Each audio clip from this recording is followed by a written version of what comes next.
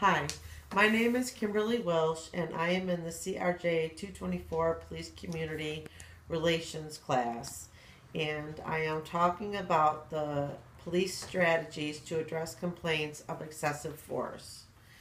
They have put some things into place, such as having cameras in the police cars, which will it'll help the police officer itself themselves, and it'll also help the person that they have pulled over.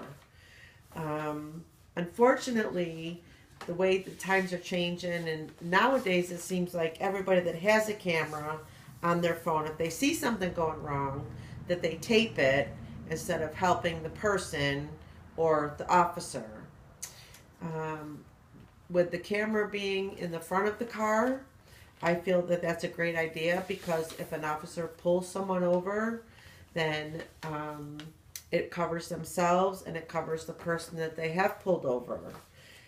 There have been a lot of things going on with the excessive use of force, where people have been pulled over and then they've been arrested for something and they've been taken to jail, and something happens and they pass away while they're in jail.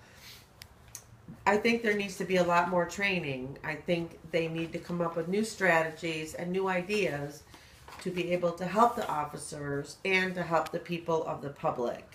Because now, when all this stuff is going on with the complaints of the force, excessive use of force, the community doesn't really trust the police, or they're not comfortable, and they might not call the police because they're afraid of what might take place.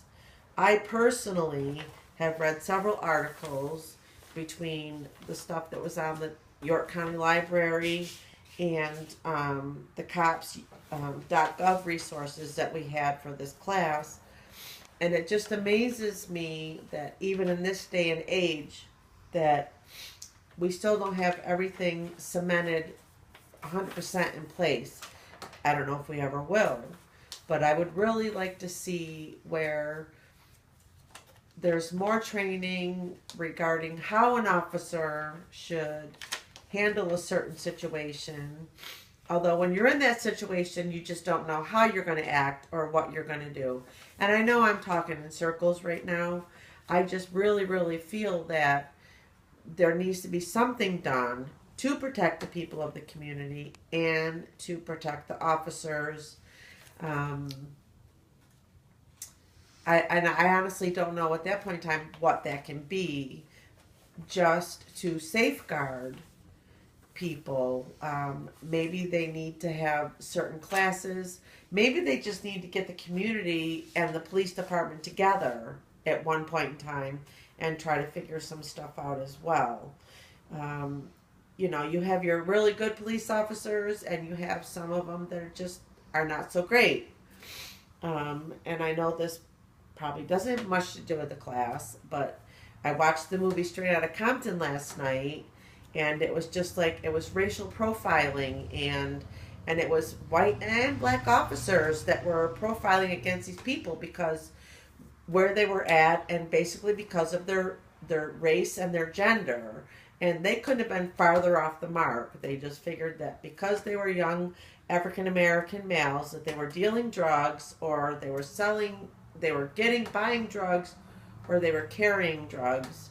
And they just couldn't have been farther, off the mark. And all that stuff at some point in time was documented. So that's how they were able to make the movie.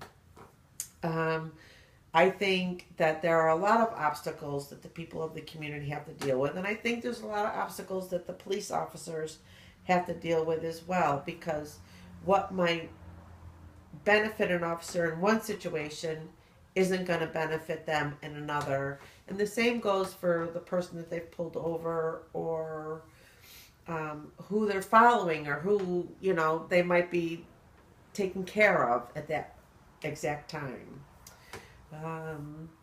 I really don't know if there's any specific thing that they can do, but I think that maybe they should get together and try to come up with something to make it so it's conducive for the police and the people of the community.